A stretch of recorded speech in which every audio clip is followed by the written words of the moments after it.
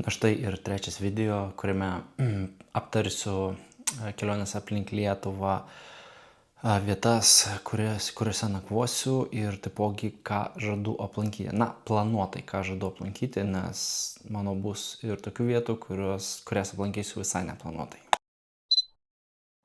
Taigi, kaip ir minėjau, praeitose videose startuosiu iš Klaipėdos. Įmetu nuotrauką, iš karto matote tą lokaciją, iš kur aš pajudu. Ir keliausiu į šiaurę. Ir keliausiu iš Klaipėdos į Joniškį. Reiškia, Joniškis bus pirmos dienos paskutinė stotelė ir Joniškyje aš miegosiu. O pakeliui aplankysiu Palangos tiltą, nes, kaip važiuoju pro Palangą ir nenueisi per tiltą, ar ne? Tai čia bus trumpiausia atkarpa turbūt visoje šitoje kelionėje. Tada prasuksim pro Skuodą. Skuodę aplankysiu geležinkelio stotį. Tai ten lygtais mačiau, lyg ir siaurukas kažkoks stovi, ar šiaip kažkoks traukinukas dekoratyvinis, tai pažiūrėsim iš arčiau. Tada prasuksim pro Mažeikių naftą. Dabar berods kažkaip kitaip vadinasi, bet man Mažeikiuose visada liks Mažeikių nafta, kaip ir Twitteris, ne X, o Twitteris. Čia tarp kitko. Tai pažiūrėsim, kaip ten visa ta platforma atrodo, kaip visa ta gamykla atrodo, privažiuosiu kiek galima arčiau. Jeigu pavyks, pakelsiu droną, jeigu ten kažkur bus netoliese leistina. Na ir pažiūrėsime, kaip visa tai atrodo. Toliau keliausime į Kamanų valstybinį gamtinį rezervatą. Angliškai tai Swamp Trail, tai jeigu pažodžiu išvertus, tai pelkės kažkoks takas ar kažkas tokio. Na, žodžiu, pasivaikščiosim po pelkės. Pažiūrėsim, kas ten per Kamanų pelkės. Na ir paskutinė stotelė bus Žagarė, kuri yra labai arti Latvijos sienos, tai užsuksime ir į Latviją. Antrą dieną keliausime iš Joniškio į Ignaliną ir pakeliui užsuksime į Biržus, žinoma, nes Birža yra labai gražus miestelis, man labai artimas miestelis, na, tą visi jau žinote. Ir aplankysime ten Biržų pilį, aplankysime Astravo dvarą, na, tokius simbolinius Biržų statinius ir trauksime toliau. Pakeliui užsuksime į Rokiškį, aplankysime Rokiškio dvarą, nes Rokiškio dvaras irgi yra labai gražus. Tada šausime iki Zarasų. Zarasuose išlipsime ir užlipsime į ežero apžvalgos ratą.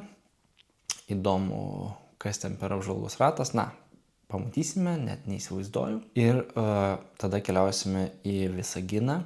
Visagine aš norėsiu aplankyti dar vieną labai įdomų objektą, kaip kad buvo Mažeikių nafta, tai dabar norėčiau aplankyti ir Ignalinos atominę elektrinę.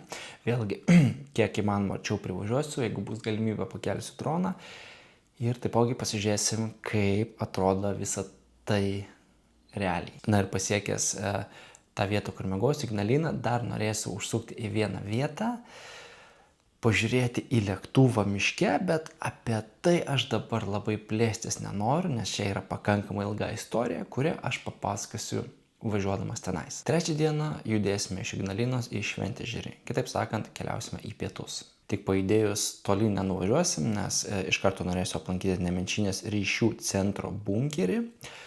Tai bus toks kaip ir apleista vieta, apleistos vietos eksplorinimas, tai ten turėtų būti pakankamai įdomu, nes iki šiol visi lankyti objektai bus legalūs, kaip ir paprasti visiems prieinami, o šitas bunkeris, na, jau turbūt ne kiekvienas ten lankosi ir ne kiekvienas gali tai pamatyti. Gal ir klystu, nežinau, pažiūrėsime, nuvažiavę. Pasiekę Vilnių, žinoma, nueisim iki Trijų kryžių kalno, na, užlipsim jį, pažiūrėsim į Vilnių iš aukštai, na ir greičiausiai dar užkopsiu į Gedimino pilį, nes tam pakankamai netoliese yra. Tada šausim iš Vilniaus jau į ilgesnę kelionę, kol pasieksime Gaidukonių vandens malūną. Toks pakankamai įdomus pasirodė internete, pasigūglinau, kas čia per reikalas. Pasirodė pakankamai įdomus eksponatas, tai užsuksim pažiūrėti, kaip jis atrodo.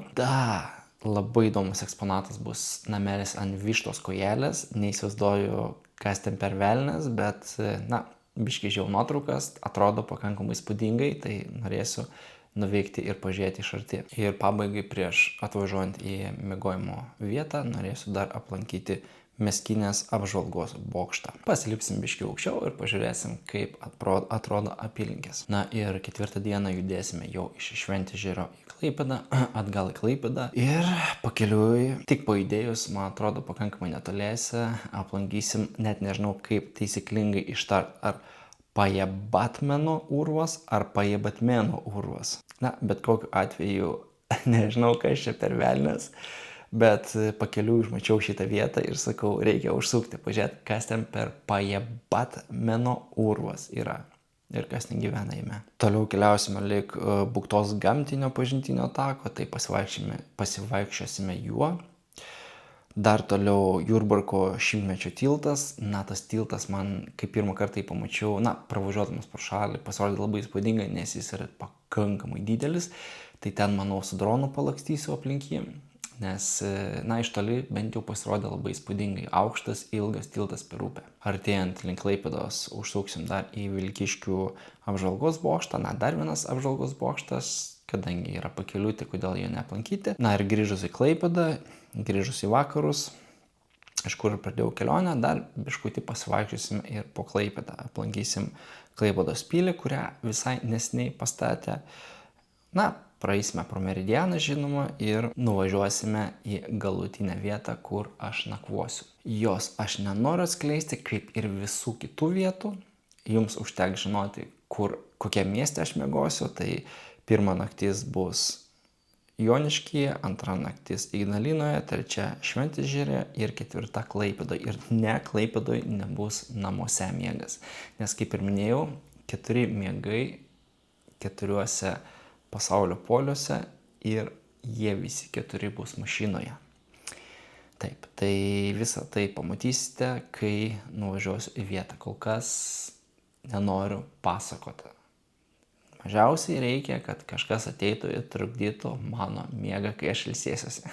Ir jeigu jūs buvot, žinoma, pakankamai atidus, tai jau nuo pirmo mano video matėte tas 4 nuotraukas. Jos simbolizavo ne tik tai, ką aš žadu aplankyti, bet ir miestus, kuriuose aš nakvosiu. Ir tuose miestuose aš esu kaip ir pasižymėjęs adresus, kur konkrečiai miegosiu, bet aš esu dabar užblūrinęs, nes nenoriu jums rodyti dėl priežasties, kurią ką tik minėjau. Ir žinoma, dar galimai turėsiu sponsorių šitai kelioniai, kurių irgi dabar rodyti nenoriu, nes dar vis yra dėrybos, susirašinėjimai. Ir žiūrėsime, jeigu jie pasirašys, tai apie juos sužinosite kelionėje. Taigi, kada startas, negaliu kol kas atskleisti, nes pas nežinau, laukiu šiltesnių naktų, kad būtų šiltesnės naktis, ir biški daugiau saulės ir mažiau lietaus, nes keliauti lietingomis dienomis būtų labai nefaina, nes mažai ką galėčiau jum nufilmuoti, negalėčiau pakelti drono, ir būtų niūrios dienos, niūrus važiavimas per lietų ir man pačiam, ir turbūt jums. Taigi, palaukiam dar šiek tiek, dar pusę mėnesio, mėnesį, nežinau, kad šiek tiek pasitaisytų orai ir atšiltų naktis. Ir tada tikrai šausim į trasą. O šiam video tiek. Ačiū, kad žiūrėjote ir sekantis video jau bus iš pačios kelionės. Žiauriai laukiu.